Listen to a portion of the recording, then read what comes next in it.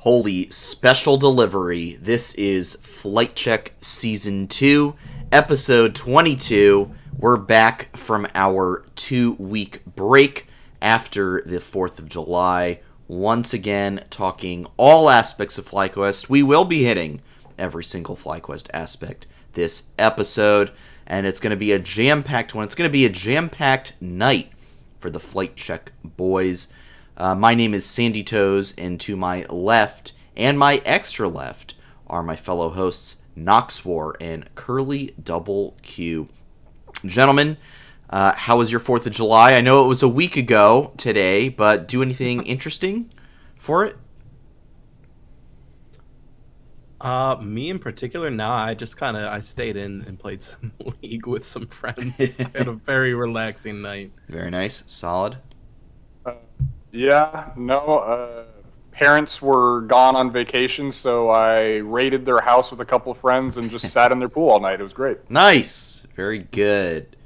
Sounds like a good time. I ended up, for those of you who don't know, I live near Washington, D.C., so went and sat right by the Washington Monument and watched the fireworks on the mall. So that was nice. So it was a good time. You were definitely the most patriotic out of all three of us. Probably. Living in the DC area, although you know, these days, who knows how America's really doing. So anyway, we'll get off the politics train. Yeah.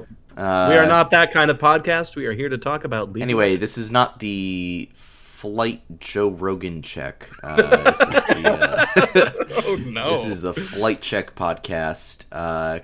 If you can't catch all of the show, a quick reminder that the VOD is available here and on YouTube on our channel Flight Check Podcast. If you're feeling so inclined and you've got one of those lovely Prime subs available, please feel free to do your boys a special favor tonight and drop that for us. But we will be getting into all of Week 3, talking about Academy and a bit of their, maybe a fall from grace. Talking about Week 4 coming up and the state of FlyQuest Melee. So let's get right into it. FlyQuest League of Legends with a 2-0 week. Wow. Pretty fantastic. Feels good. I told you. I do have to say, yes, Curly, you were correct.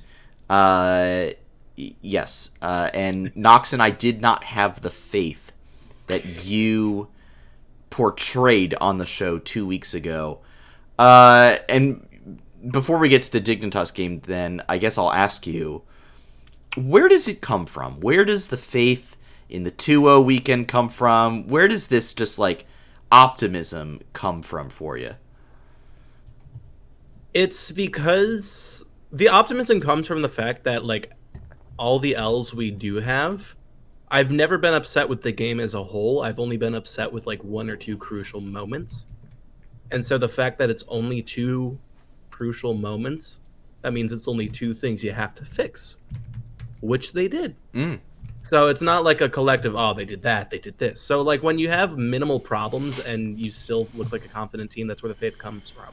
But then also like, I don't know, man. It's like I always want the best for the fly guys, the fly boys. And so like I just try to channel that positivity, you know? Totally. Well, speaking of... Oh, go ahead. I was going to say, I'm the opposite. I reverse psychology. If I bet against them, they win. Yeah. And therefore, I'm willing to sacrifice my pick'ems for the sake of my team. Amen to that. You know, we're really thinking about everyone else out there, self-sacrificial, that kind of thing. You know who else is self-sacrificial? Takui. This Corki pick in this dig game did some work. So many moments where the Rockets just did massive splash damage, tons of poke around Barons, Dragons. I mean, I think it's pretty clear to me that player of the game goes to him. I mean, I will say also for the skill shot accuracy, it's not like these rockets are point and click, things. You gotta land them. He had a really clutch package. There was the moment where Philip flanked from the Barren River bush. Flank didn't work out too well, but then Tukui came in with a package. They got a kill on Gamsu, and that led them straight over to Baron. Barely got that Baron, but did manage to sneak out. But this game felt really good, and exactly the kind of game that we needed to see against a team like Dignitas. So, Nox, asking you first, I mean, your overall thoughts, what stood out to you in this game? I mean, I've got several things here that did stand out to me, but there were a couple things in particular, but I'm curious to hear what stood out for you. I mean, yeah, far and away the Corky, right? Tukui just had a field day. I was very surprised we let the Jarvan through. I got very nervous when I saw that in draft, and River grabbed it, and I was like, oh, that's like the one thing, man. That is the one thing I don't want to see on the enemy team, and they let him have it. Yeah. But outside of that, though, I mean, our bot lane performed relatively well. Philip has actually been... It's funny, and we can get into this more later, but like Philip's stats and even like eye tests, like he's not been that great in lane, but like post 15 minutes, he's probably one of the best, with the exception of a couple teleport instances, one of the better, I should say, weak side top laners in the league right now. Like post 15 minutes, which is like, there's a lot of stipulations I know I'm putting into that, but I mean, like that needs to be recognized, right? Mm-hmm. And I would say, just I'm very happy with what he's shown so far, and I think he's continuing to improve, which is great. So in regards to this Dignitas game, I think the team just played extremely well around Tukui, let him poke out Dignitas, and then Philip came in with great engages along with Jose, and they cleaned it up where it mattered. It wasn't prettier than the Cloud9 game, which is a weird conundrum, I know, but at the end of the day, I mean, it was still just a solid game from FlyQuest. I was very happy with it. Yeah. Curly, follow up on that? I mean, for me, like, I was talking about it in my stream earlier today, too. Just Philip, for me, I've been enjoying watching in every game this season, because as a rookie, there's always a lot of pressure of an expectation for failure. If I'm being honest, a lot of people think, oh, you're going to go up against these people who've been playing for a while, or at least longer than you have. You're either going to make or break. And I feel like in a way that people wouldn't expect, Philip has made it because, like Nox said, he's actually a really good weak side player. Like, I noticed, like, I've never felt like a game has run away from him, even in defeat. He's always been either in a good place or even able to slowly make it a better place for him, even without any help from Jose Dioto, and if his lane opponent gets help. And so it's fun to see. I really like this guy. Yeah, I mean, I recall Azael at one point during the match, said that there wasn't a lot of high expectations for Philip from him, but so far Philip has been surpassing those expectations. And that would be my assessment of the situation as well, is especially in the team fight scenarios, in the flanks, engaging on...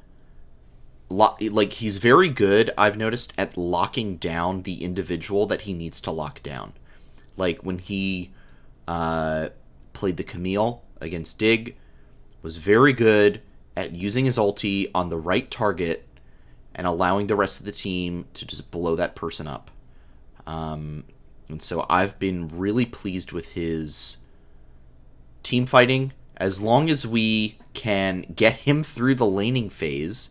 And I think laning, to me, is something that can be learned, something that you can get better at, something that you just need practice on. The instinct for team fighting, knowing what to do, I feel like that's a little tougher to teach.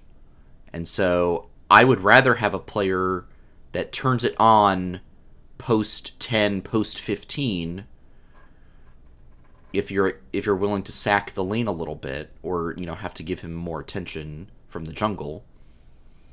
If they can reliably create great engages and just dish out damage in the team fights. I do want to note, I want to talk about the bot lane a little bit here.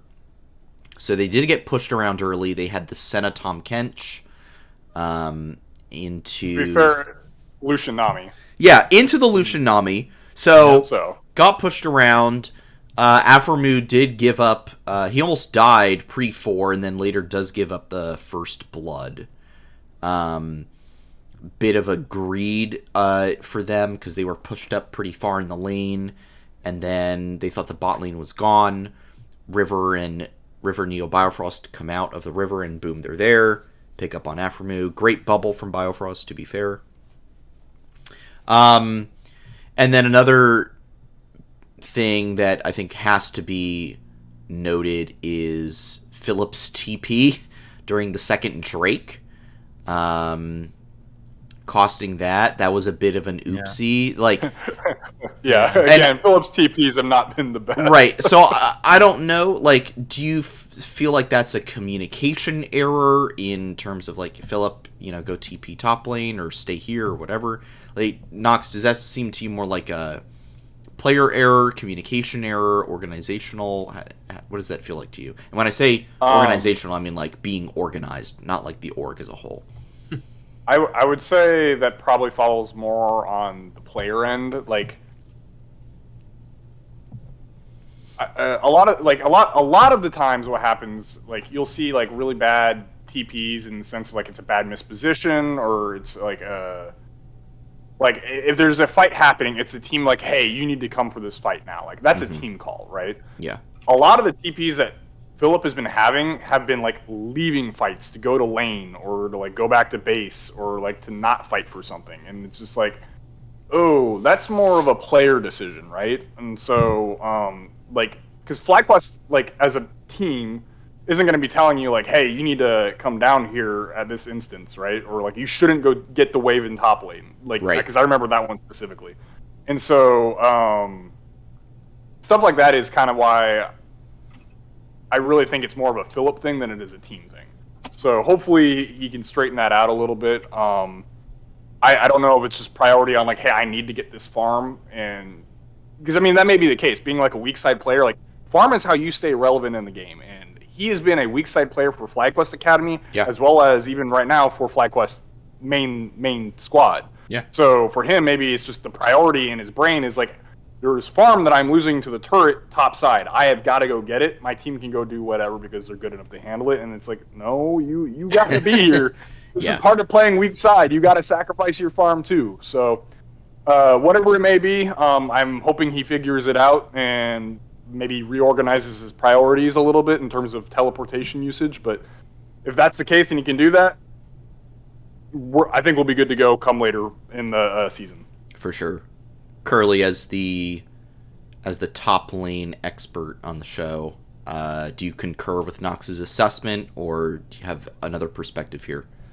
No, I'm gonna be honest. As he was saying, what might be going through Philip's head, I'm yeah, I've definitely done that too. Where I'm I can get this farm. They'll take care of Drake, right? And I'm why is my team dead? What? So it's it's a common trifle of the top laner, where they're let me get this wave. My team's gone. So happens. Just happens. It just be like that. For sure. All right, so one more question about this game. So the accidental misclick from Biofrost onto the blast cone.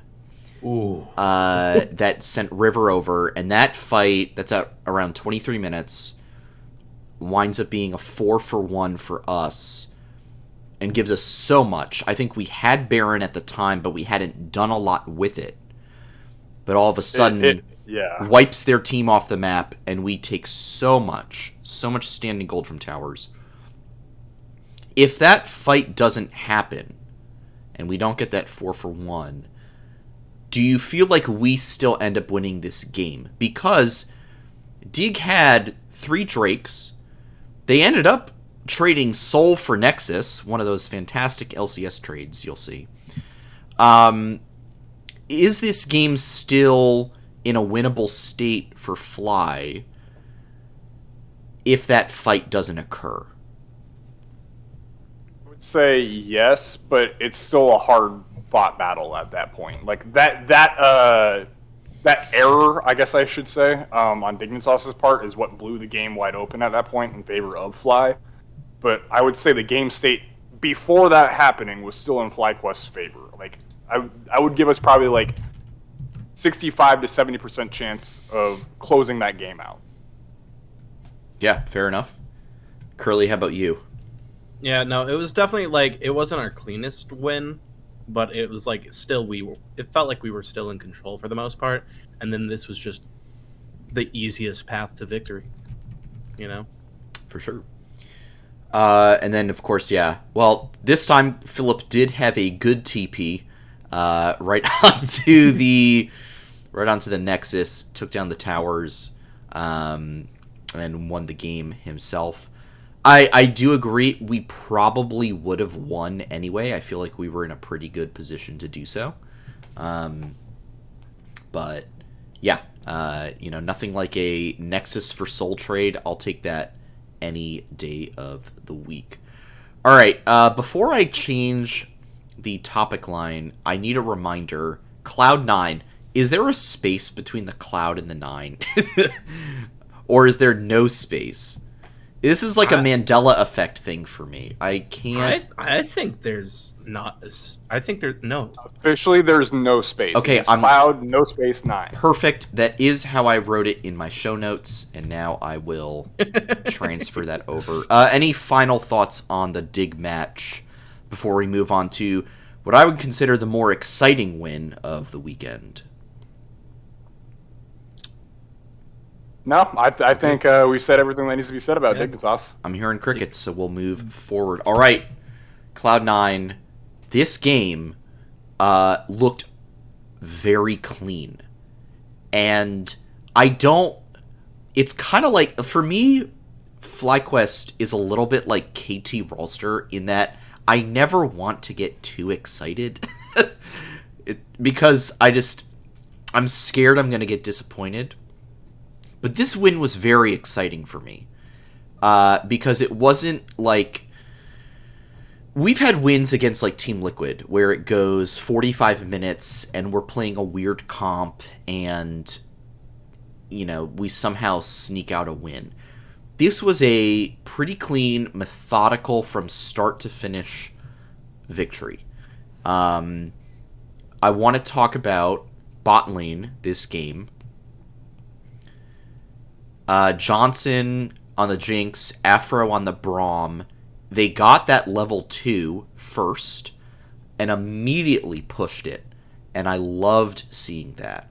Got that early kill. They got several kills. Took a while for Johnson to even catch up to Afro's kill count, which was really funny to track the whole time. But this Jinx Braum lane... bringing back the Jinx for Johnson. Curly, I think we've seen him do really well in this Jinx before. Do you think this is something we should keep sticking with, keep putting our eggs in the Johnson basket? Or is it... Are we... because we also saw Tukui on the Corki the day before, dealing out damage. I mean, how do you feel about putting eggs in the Johnson basket? Just to keep using that weird analogy. I don't think we should like make Jinx for Johnson a priority per se, because I think it's a matter of the fact that just Jinx, to me, at least for this season, even when she's not been directly in the meta, is always reliable. You could like even see it at MSI where like when EG had their comfort game, that even though they still lost, it was their best looking game just because they put Danny on the Jinx and all that stuff. It's like, it's just... For once, I think, to me, maybe the only stable ADC in the league right now, because if she does well, she thrives. If she does poorly, it's like like any ADC who does poorly. So I don't think that we should focus on that, but I do think it was a really good showing, and I also think it actually pairs really well with the Braum in particular, and that's a major part of why it was able to do so well, because like she's an ADC who's able to get off his passive a lot more quickly than certain other ones, and benefit. And then also you can just keep slowing down the enemy ADC with like a Q, then a Jinx W, then the exhaust. Like it's like dragging your feet, you know? So it's like, it's just kind of, there's a lot of things that sync up real well between the two that I think made it work real well. So it did look really good here, but I'm not going to say it's evergreen, you know? Yeah. Nox, thoughts? I was going to say on the topic of Aphromu's Braum. So I was watching Afro's Champions Queue stream, probably either later that night or the night after, and he got into queue with Luger in like the same bot lane, and Luger was like poking fun at him in the chat, like after this Cloud9 game, and like, haha, this is why we didn't let you pick Braum against us. We knew what was up, and he was basically like they were bantering back and forth, and it was really really funny, but like. It kind of goes to show, though, it's like, I've got a feeling that Afro's Braum has been terrorizing scrims. And, I mean, literally, Demonte confirmed on Twitter, as well as, like, Luger's conversation with Fly right there kind of confirmed as well. Like, CLG is, like, an active scrim partner of FlyQuest. So, CLG especially was well aware, like, we do not want to mess with this Braum. And so I really do think that this Braum is something that like teams like, I don't think it's something you can always pull out, right? Like it's very, very what's the word I'm looking for? Like it can be picked apart, right? But in the right situations, I think this Braum can absolutely cause terror on the Rift for the opposing team. And I love the fact that we had that in our back pocket, right? Yeah. So I'm very excited to see this Braum gets pulled out again, because it was a menace for Cloud9 to deal with. But yeah, outside of that, Johnson's looking fantastic. The bot lane was great. Feels good to watch Sven lose. Sorry, I don't like him at all. They like skill checked him so hard. He was the biggest victim in that whole match. And it's him and Blabber just took the biggest L's, bro. Yeah, that Lulu got slammed so many times. I loved the solo kill from Philip onto Jensen. Yeah, that was a feels good moment. God, that made me so happy. That was when such I saw a that good in stream moment today, I'm like, yeah, Jensen overrated. Got clapped by a rookie. Let's go. Yeah, that was pretty brilliant. Yeah, that was really really good. Super good there. And just a lot of good moments, but just consistently pushing the advantage. And I think this is something we've talked about several times on the show. It's what we want to see from the team. Is okay, you have an advantage, you're gonna press it, you're gonna take something, you're gonna keep moving forward. You're not just gonna let the tempo die off. So really, really good to see that. Yeah, Curly, do you have any further thoughts on this game or Nox? And I mean, I think there's a lot that can be pulled out from this weekend. Absolutely. But I don't want to be the only one bringing up ideas. I mean, for me, the biggest thing I think that was actually phenomenal about this whole game was, aside from the inherent coordination that I felt was going on between the whole team, I think Jose Diodo and the team's collective macro decisions were excellent in the fact that, like, every neutral objective, at the very least, Jose Diodo was there either sneaking it within the first minute, or like everyone was ready within the first minute or two. Like we were ready for every neutral objective, and we got almost every neutral objective. We only gave away the one Herald, and it was just it was beautiful to see, because I'm a huge fan of early Drakes, because you get those little extra boosts to your stats that makes your laning a little bit easier. That makes it quicker for you to try to get Soul. It makes it quicker for you to, if you have to get Elder. And so the fact that we were able to sneak 2 whole points away just on our, like, Jose Diodo just did it on his own with no one even noticing. It was great. For sure. Nox, thoughts from you? Final, just like kind of general final thoughts on Jose, just to add on to what Curly was saying, is it is nice to see, kind of in the same vein as like being able to pick Braum for Afro, that Jose can still pick Lee Sin in a meta where Lee Sin is not being picked, by the way. Like, this champion is not looked good currently this split. But Jose can come in and he can pull out these crazy mechanical plays and absolutely destroy the other team with it still. Yeah. Like the kick onto Blabber into the Elder Drake pit was that was so just good. insane. And like this one did not get enough attention, but literally I forget who he kicked. He kicked someone onto the blast cone plant, autos it right after dashing onto them, knocks them both over the wall, and then like because like a kill doesn't come from it because the rest of Flag Plus was like on top of Fudge, I think. Like no one really noticed it, but like watching it in the replay, it's like, holy shit, that's insane. Yeah. That is actually nuts. But just unfortunately because there was no like punchline, so to speak, right at the very end, or like the kill, no one really acknowledged it as much as it was the Blabber kick that Elder Drake. But like they just Jose is a smurf on Lee Sin, and it goes to show why NXI in our interview with him. He was like, who do you think has the better Lee Sin? He's like, oh no, Jose by a country mile, right? Like, Yeah. He's just so good on this champion. So it feels really, really good to see that. And then it's nice to see that Takui doesn't have to always play this like primary carry role as well. Like he was just a nice, solid secondary carry the whole time. And that's all you needed from him that game. So we're a very diverse team is what I'm coming away from this weekend. And it feels very, very good to see. For sure. Yeah, I think coming away from this weekend, looking ahead to week 4, which we'll get into down the road, I feel like the team is in a really good spot. Tied for 4th. Actually, hang on. We have the... We have the head-to-head over CLG. Yeah, so technically we're sole quote-unquote position of... Yeah, I think, if the season ended now, we would be in 4th place due to that tiebreaker, which is really good. I don't think a lot of people had this team in the bottom half of the league, in the bottom 4 even, and I think that was... I mean, we all thought that was a mistake from the get-go. For sure. And I think people really banked too much on TSM. Yeah, just taking a look at now where LCS Summer has gone, just to step back, do like a bit of a zoom out for us and where things are. CLG, bit of a fall from... Season number 3. Say that again? And after off-season number 3. Yeah. Seriously.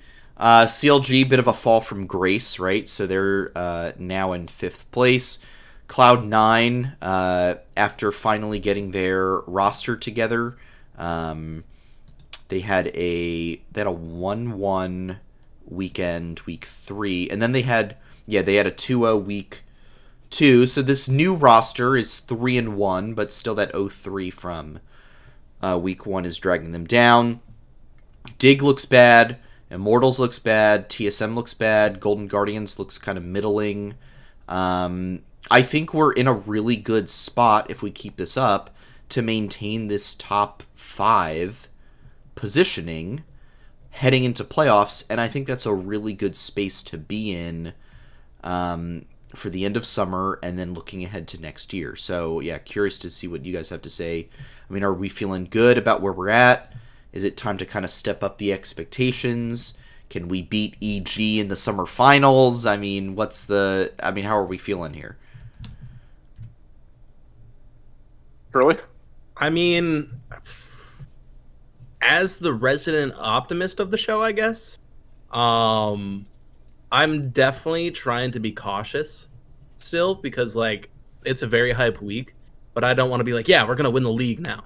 I think we have a lot more legitimate of contention for the title than we did, like, when we didn't know what the team was going to look like.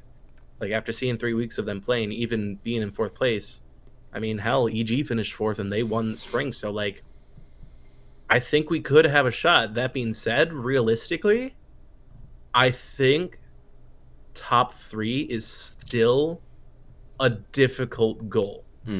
It's achievable. And these players and that coaching staff, like, they have it in them to do it. It's just a matter of will it happen, and I'm hoping it does. Especially because I've seen Nick on Twitter. He he's like not shy about it. It's like, yeah, we're going to Worlds, we're gonna be at LCS finals, like, which is a drastic swing from when we interviewed him back in January, where his like goals for 22 were just to make sure we got finals both times. You know, or not finals. I'm sorry, playoffs for both splits. Yeah. So it's like seeing that from the GM is definitely encouraging too. And I like how, I think we talked about this the other week, but last spring when we started off 5-1, and we were kind of the hot new team on the block, kind of like how CLG has been so far this season. It was a dangerous place to be in, I felt. And I vastly prefer the underdog narrative, the underdog mentality, rather than the, oh, these guys look so good, they're expected to win. Because then when you don't win, it feels really bad. And you're like, what's wrong? Yeah. But we love setting low expectations. So when we meet those expectations, it feels good, darn it. Oh, when you beat those low expectations, it feels even better. Absolutely. But I think, we maintain this pace. I really think, really what I'm looking for now is a record better than spring, better than 9-9. I'm looking for minimum 10-8 at this point. I think that is, and I expect we will be. I expect we will be positive. I could even see us going like 12-6. Well, and we'll get into who we play next week. It is mixed bag. We got 100 Thieves and we have TSM. We'll get into that in a bit. But very easily could find ourselves with a winning record at the end of the first round robin. So we will get into that. I think now we're going to actually move over to the academy side of the team. And we're going to be asking, hey, what's up with academy? What is going on? Because they, kind of like the team, the LCS team at the start of spring, this season, they started off pretty hot, but they have been kind of trickling downwards. Now, I want to note that it's not like they have a losing record. In game score, they're still 11-9, but they have a lot of 1-1 series. They've got 5, to be exact, tied for the most in the league with Cloud9 Academy. They've only won 3, and they have lost 2 series outright, so they are 3-5-2, tied with Cloud9 for 6th place, which makes it a little tough in terms of Proving Grounds main event versus Proving Grounds play-in. This upcoming week, it's a super week for them. They've got TSM Academy, 100 Thieves, and Golden Guardians. So 2 dumpster teams and 1 really good team. So maybe they could trend back upwards. But I'm curious, Nox, to see how you've been feeling. I know you seem to always have work at the same time. That dude, I'm so over it. Literally this week, though, is the first time that FlyQuest Academy has had a game at the end of the day. I can actually watch every single game this week. And I'm actually hyped for it. Yeah, no, I'm excited as well. The times look good for me too. The stars have aligned in terms of my viewability of these games. But I'm curious to hear from you. I mean, where do you feel like things have been? How things have been going for the academy team? Are there particular issues that you're noticing? Have players just not been stepping up? Have people kind of taken a step back? Where are things going wrong for this team right now? So it's kind of annoying in the sense that so the 2 big 2-0s that for anyone who's been following Academy have been CLG Academy and Dignitas Academy, right? And so I would implore you to please go look at the standings and realize that Dignitas Academy has been on a huge surge. They went 4-0 the week they played us. CLG Academy the week they played us went 4-2. Like both of these teams are having huge surges in like the standings and like in terms of their gameplay.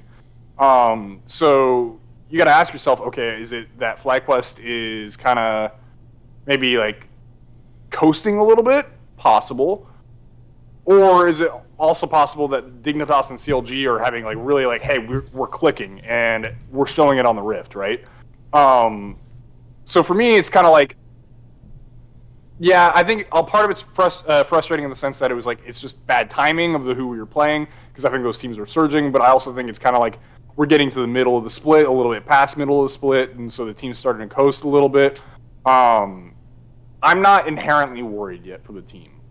Because you still go look at the Cloud9 and you go look at TLA games, both who have very respectable teams, and we both went 1-1 against them. And especially the Team Liquid Academy game, like, craziest game one ever. Please go watch that. I think I said it last time we had a show. Go watch it. And then we were winning for most of the second one, and then we kind of threw it. And then it was kind of the same, not to the same extent as TLA, but same thing for the Cloud9 Academy series. I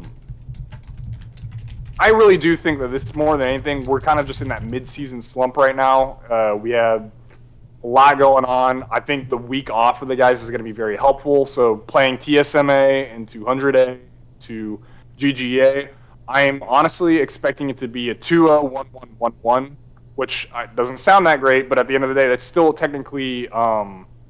Still a 4-2 week, which is good. I think more than anything, once Proving Grounds comes around, the team is going to like lock in and they're going to be solid. They're showing it at the beginning of the split. I think they're going to continue to ramp up towards the end of the split. I think more than anything, both of the series that like really kind of knocked them down in the standings were just bad timing of like mid-season slump on top of those teams surging. You're going to be shocked to hear me say this, but I'm going to be more optimistic than you. I think it's going to be double 2-0s against TSM and Golden Guardians this week, and then a 1-1 with 100 Thieves. So a 5-1 week, which would be pretty good. Going from 11-9 to 16-10 in 1 week would be pretty good for this roster. And I think it's very doable for them. I will agree with you very much that I think the week off, the break, very good to reset mentality, to figure out what is going on, and I'm confident in these young players that they can do it.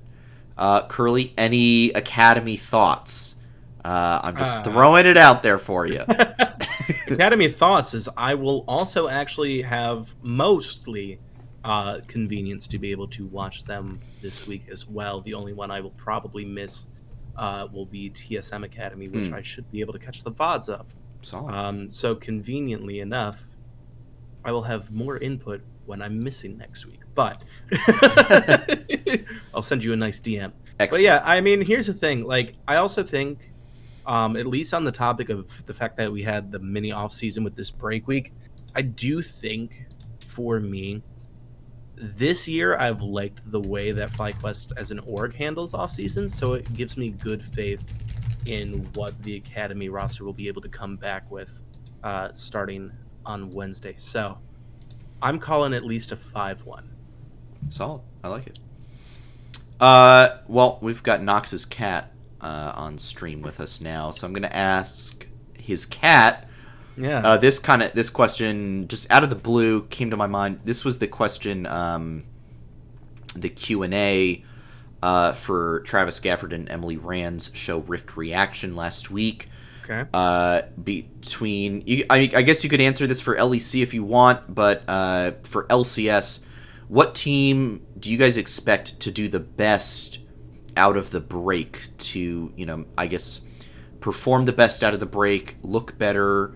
You can qualify it as you will. I actually said Mad Lions will do the best out of the break. I think having another week to gel with Niski's leadership will be really advantageous for them. So I expect Mad Lions to do great things coming out of the break. How about you guys? I didn't realize that this would include LEC. I mean, I'm happy to expand this question to LEC. I think it offers you more options. So that's fair. Let me let me see how LEC's doing because I've only been like half catching them, and so like I know Thanks. things are not what I expect them to be because everything's a little crazy right now. All right. I think my prediction for the team that's going to get the biggest boon off of this break is going to be Cloud9.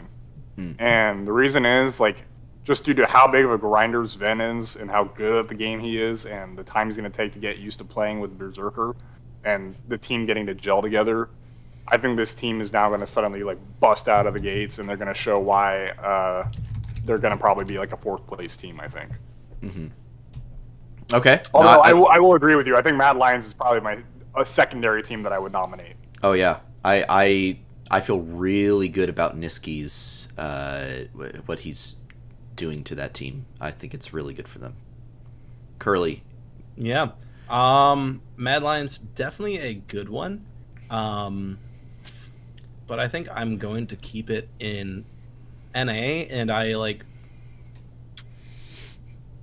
think like maybe 100 Thieves might actually be able to finally pull it together. And like, granted, they're 5-2. Really? 100 Thieves praise? Who are you? All right, clip Like- it. Clip it here, Someone clip folks. it. Send it to Cole. Like it's funny that I phrased it that way because they are 5-2. They are second place with Team Liquid. However, I did not believe in their ability to get to this second place right now. It's felt off to me. So the fact that they were able to get there right now, I think the off season will do well for them, and I think they're potentially going to clinch first, only dropping games to us. I mean, I think 100 Thieves, definitely a strong candidate for best team out of the break. I don't want to linger too long on this, but I want to get your thoughts. How do you guys feel about Excel? Excel looks shockingly good. What is going on with this team? I looked at the standings and I was like, if you told me Excel was in first place ever, I'd be like, hold on, you're lying to me. Like, I refreshed the page 3 times. And like, unironically, the analysts and casters over there, and even some players are being like, yeah, Excel is a top 3 team. Excel might go Worlds. And I'm like, what year is it? What is happening right now? I don't know, because Excel games are ones I've caught like maybe the least. Yeah. Personally, from a pure roster standpoint, who's their coach? It's Young Buck. Young Buck. And who did is Young that Buck He used to coach be a Fanatics coach way back in the day. Yeah. Yeah, see? Yeah. So like I think like maybe what's up? Lemon Dogs is back, baby. That's all I have to say on it. That's a good one. No, I think No, that's... I think- yeah. I think maybe like it just might be the team already overperformed back in spring, and maybe they just did a lot with their summer, like the off season before summer. So, yeah. But also I would credit a lot to Mickey X. That guy's a pretty good support. Yeah, He knows for how sure. to- All right. Moving forward, it's time for the Week 4 preview. Let's transition over to that presentation slide. Boom! Look at that. Absolutely gorgeous. All right, Knox, Thing get right back there. on the show. Cat's leaving, so it works out perfectly. Yeah, perfect. All right. This week for FlyQuest, they've got 100 Thieves, and they've got TSM. Tough ones here for sure. In terms of predicting, because I think for me the TSM one is fairly obvious, but the 100 Thieves one is a little tougher. I'm going to stick with what I did last time though, and I'm going to call the 100 Thieves L, but the TSM dub. So that's what I'm going to go for there. Fellas, how are you feeling about those options?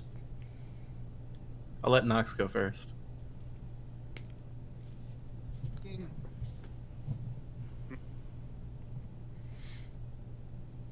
Okay, let me get TSM and Fly out of the way, right? Like, Sure. That I'm predicting Fly for that. Mm-hmm.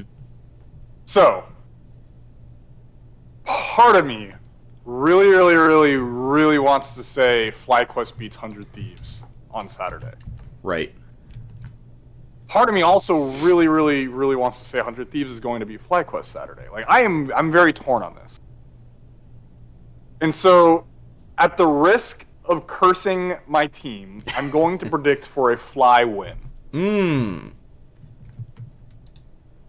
I think this will be the 2-0, and we are going to slink towards being possibly the third best team in the LCS right now. I have had a lot of confidence in how we look. Abadage has not looked great in the mid lane, whereas Takui has looked like one of the best mid laners in the league currently. Fun stat check that most of us won't ever have access to, but going off of Mark Z's stream, Takui is number 1 in forward percentage in mid lane, which is why consistently, and this goes back to, yet again, all the way back in the LFL, right? Like, he consistently keeps his opposing mid laner shoved under turret to where they do not have agency on the map. Even against Jojo Pyun, this split, he held Jojo in lane. Like, Takui has leveled up after this Korea trip. And so, with that said, with how Abadage has been performing in lane, I have a very, very good feeling. Granted, 100 Thieves' strength is clearly the mid game, which is kind of where sometimes we get a little wishy-washy. But even still, FBI and Huhi don't look the same, whereas Johnson and Afro looked awesome. My only one true worry, because I think Jose Dioto and Closer, I probably give Closer the edge a little bit, but Jose Dioto is like his equal, to be fair. The only worry I have is Someday versus Philip. Mm-hmm. And even then, Philip has done a great job of just, like, he's taking a hell of a beating, right? He's getting really beat up, but, like, he's still playing weak side, and he is not egregiously losing. Or, like, he's not losing terribly. So, all that said, I'm going to send it. I'm going to say FlyQuest are going to beat 100 Thieves this Saturday. And I'm very, very much looking forward to this matchup. I am as well. I think my concerns against 100 Thieves, I concur on Someday versus Philip. I feel like Someday can really run this lane. I still think Closer he's just very, very, very good. And I agree that Tuke, for me, is outperforming Abadagi. But I just worry about the top jungle from 100 Thieves kind of taking over the map, and their presence just being a problem. I feel really good about the bot lane, just in terms of current performance. I feel really good about bot lane, really good about mid lane. It's just top jungle, and I just kind of give the slight edge there, and that's why I've got it at 100 Thieves. And then, yeah, TSM, I think, don't really need to explain that one too much. I think, if we play like we did against Dig, like we did against C9, that one should be fairly simple. All right, Curly, it is your time to shine, my friend. Where are we heading on the boat? To start with, we can all agree that we're going to beat TSM. So that's get out of the way. There's nothing that really needs to be said about that. Amen to that. Now, when it comes to 100 Thieves versus FlyQuest, I would like to welcome Noxwar to the side of light, because this is going to be an easy 2-0. Easy 2-0. Abadage is going to retire back to the LEC. Okay, that might be an exaggeration, but he's going to get clapped by Takui, because this is a Takui carry angle. Like, I feel like right now it's very much a bot carry angle across the whole league. However, here, I feel like our bot is actually pretty even, so we need to press the advantage that we have in the mid lane and let Takui do his thing and shine, and not just be a reliable mid laner, but be an excellent mid laner. And then, here's where things get real fun. I think Philip's gonna beat Someday. He's going to, lose for the first few minutes, but then he's going to get the right 1v1 that he needs, and he's going to run away with it. I don't think Someday's going to outperform Philip, and I'm not at all concerned about Jose Dioto versus Closer. I would definitely put them on fairly equal ground, unless you gave them a mirror matchup of Lee Sin, in which case we just saw Jose Dioto against Blabber. So, a quick off-topic tangent, but just genuine curiosity. Is there a better Lee Sin in the LCS right now than Jose Dioto, you think? No. So I think a big thing is both teams are going to have to prioritize picking or banning Jose Dioto. Or not Jose Dioto. They are going to have to prioritize banning Jose Dioto. Champ. Yeah. the champ. Ban Jose Dioto, bring NXI back anyway. But no, so it's like Lee Sin is going to be definitely something that is going, like, it's going to be either picked or banned. And whichever team, if it's picked, whichever team picks it, I will say have an advantage on the day. But my feeling going into everything is just Philip will do better than we expect. Takui's going to carry. Bot lane will just be solid. And I believe in Jose Dioto a little bit more closer. There you go. Well, there you have it. Curly and Knox with the 2-0 for Fly this week. Myself with the 1-1. We shall see how everything shakes out. FlyQuest 100 Thieves, first game of the day on Saturday. And then also first game of the day versus TSM on Sunday. So you can watch those games and then get back to whatever your weekend activities are, because you know those games are pretty much guaranteed to start on time, and you won't have to wait for some weird 60-minute, with pauses and chrono breaks and all kinds of delays to get your FlyQuest fix in. So those games first to start off the day. All right, let's move on to our final topic of the night, going back to our triple frame, the state of FlyQuest Melee. So, Jmook, I believe, had to withdraw from a tournament recently, or he had to. He tested positive for COVID, as I recall, and so he is not going to play in. I forget, was it Phantom? Is that the name of the tournament that he had to pull out from? I want to say yeah. So, won't be doing that. However, what we did miss over the weekend of July 4th was his placements at Get On My Level. And wow, first place for doubles, teamed up with IBDW.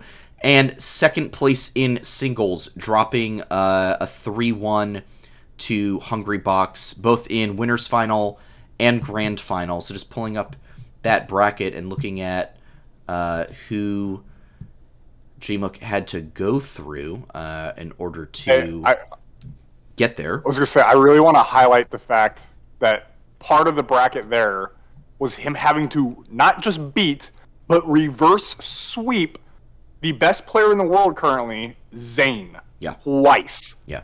That is mind-blowing. Yeah. Like, holy shit. So, Yeah. Yeah. So, beat him in winter semifinals, 3-2, dropped to Hungrybox, ran it back in losers finals against Zane again, another 3-2, and then another drop to Hungrybox. Hungrybox just kind of on fire. So looked really good there. Jmook also beat on the way to top 8 and winners finals, beat Joshman, Smash Daddy, Ryan Ford. I'm looking at who's in his pool. Let's see. A bunch of names that don't really seem to mean anything at all, but looks pretty clean all the way through. And so just, fantastic results from him. Like I said, will not, unfortunately, be able to compete in Phantom due to that positive COVID test. Looks like next up, at least according to his start.gg, I think he has Wave Dash coming up. Melee singles, that is the 6th through 8th of August. So just great stuff from Jmook. I mean, this signing for FlyQuest has just been absolutely nutty so far. He's been so good. I've been really pleased with what I've been seeing from him. Everyone make sure you do your posture check. It is the most important thing you can do. I should have started this whole segment with a posture check, actually. I think every time... Cool. Every time we talk about Melee from now on, I'm going to have to ask for a posture check from both us and the viewers and listeners. Seems only right. But yeah, thoughts on Jmook's performance from you guys. I mean, this is looking really good. Great start under the FlyQuest banner for him. So, granted, I mean, I don't know Jmook's history. I need to do more research on it. But I would say, considering he's beating, I don't even want to say consistently because he reverse swept him twice. But if he's beaten Zayn twice in a row, and he's beaten a bunch of other players who were at the top of their game multiple times to make the finals, and then he only lost to a just on fire Hungrybox, right? Like, I think it is more than fair to say that Jmook has reached the elite tier of Smash. Like, he is one of those elite players. He's one of those, like, you run into him in pools or you run into him in, like, early stage bracket, you're like, oh, crap, I hit the final boss already. So, for me, that feels awesome. Like, I love the fact that FlyQuest signed this guy a lot. I remember, because I was the one who posted the signing onto the Smash Bros. Subreddit, and everyone was like, holy crap, how did, like, Cloud9 or Team Liquid not sign this guy, or Golden Guardians? Like, how did FlyQuest get this guy? Like, this is such a huge miss signing from, like, these other tier 1 orgs.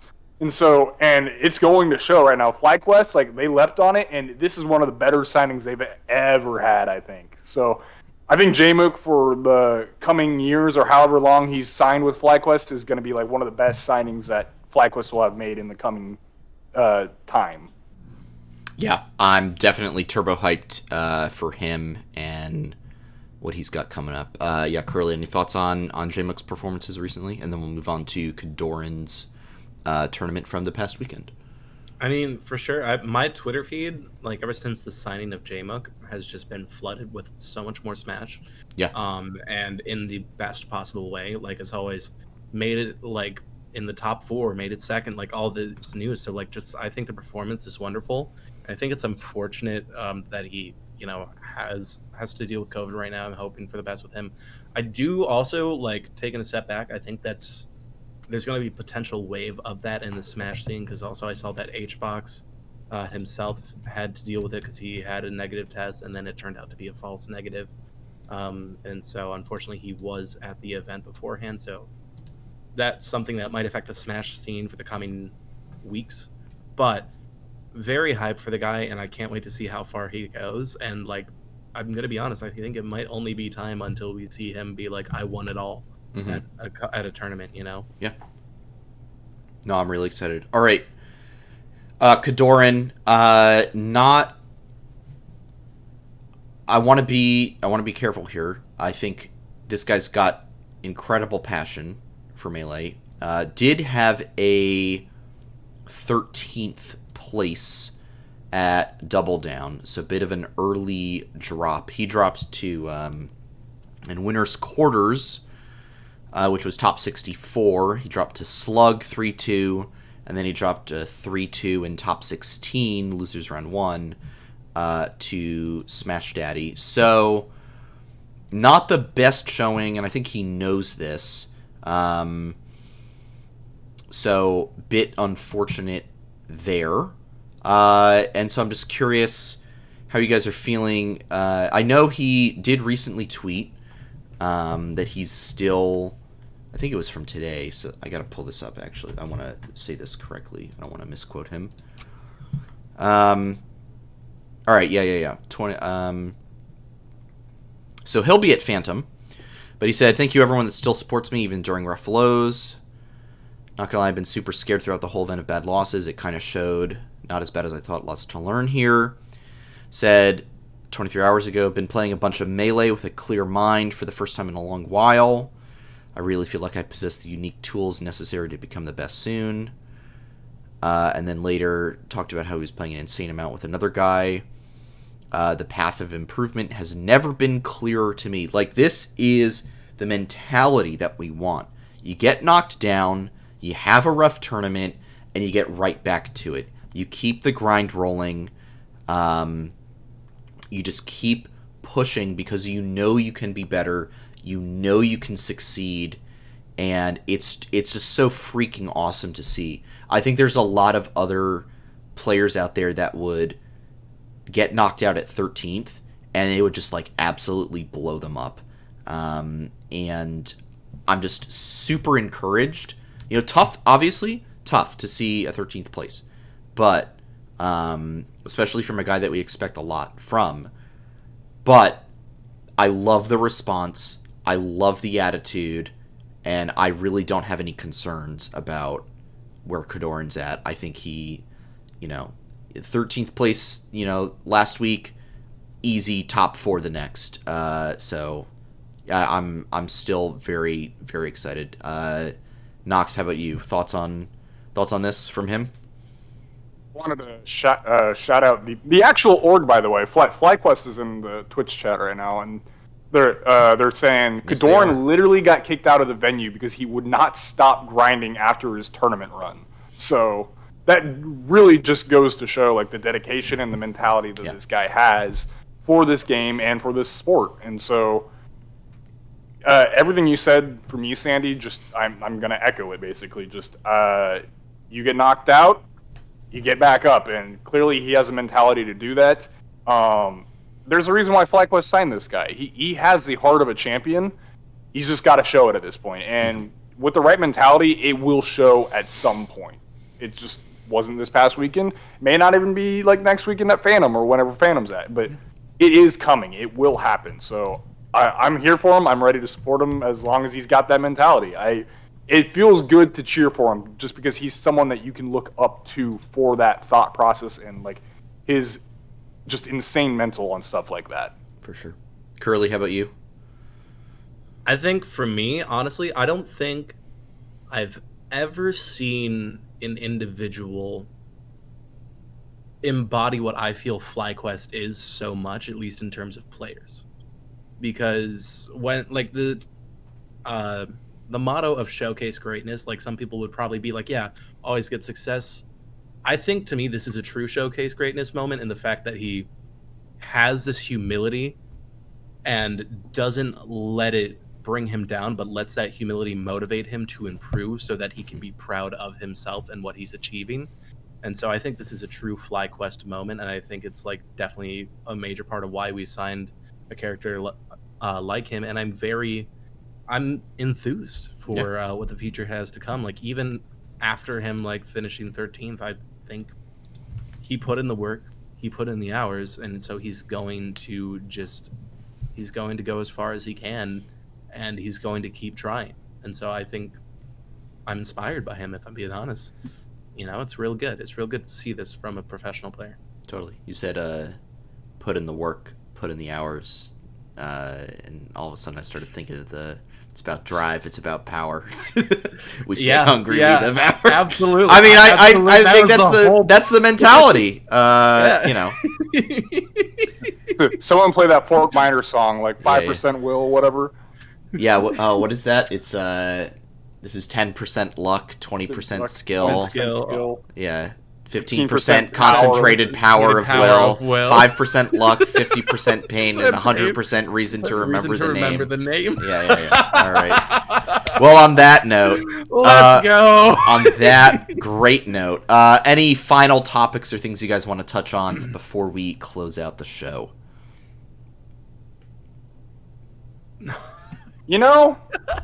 Oh, here we go. I think FlyQuest is looking really, as an org. I know we've gone through some rough stuff in the past couple months, especially with Trisha leaving recently, as well as like other staff members taking their leave for various reasons.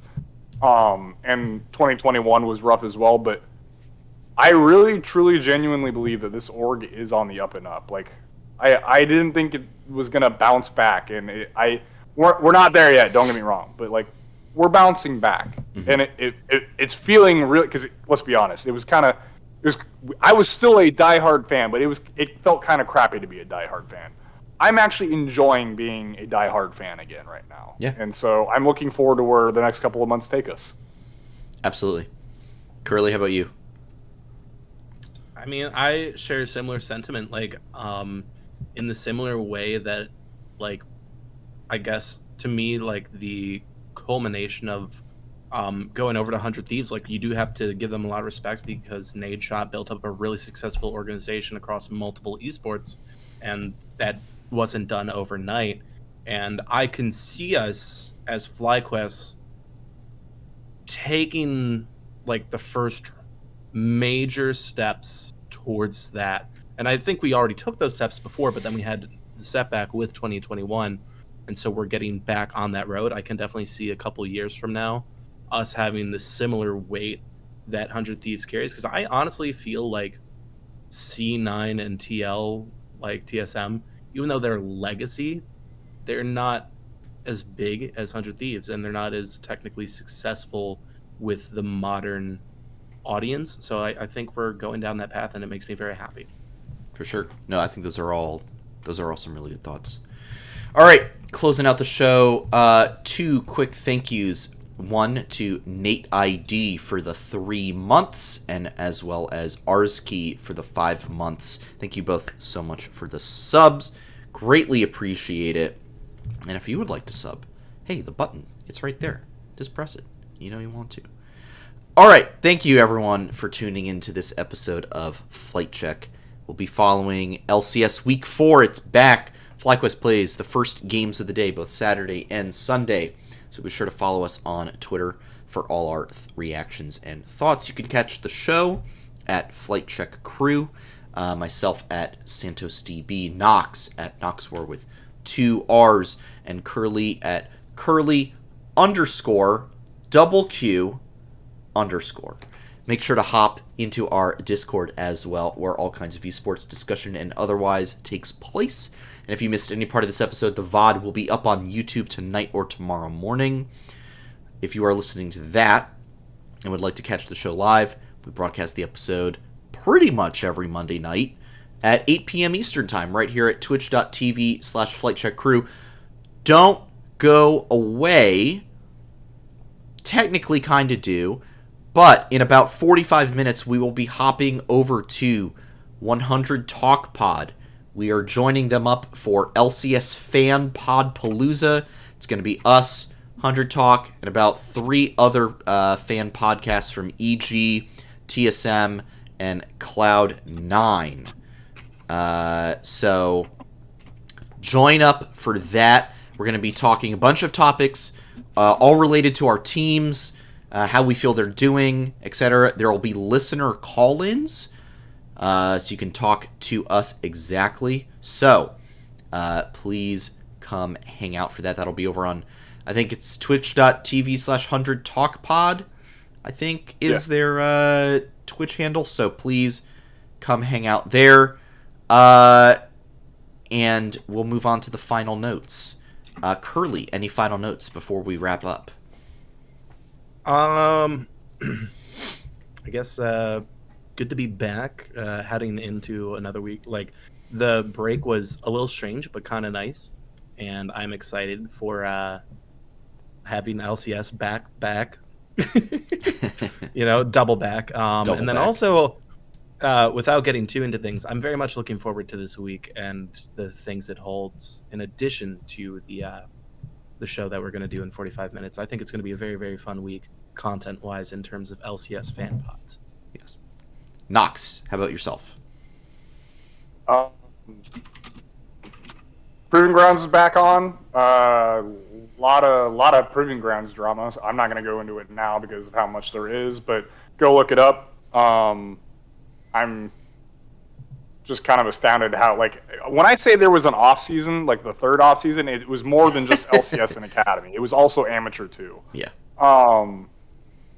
Outside of that, yes, keep an eye out for any Curly announcements. Is all I will really truly say. And then I will see everyone here in about 45 minutes. Absolutely.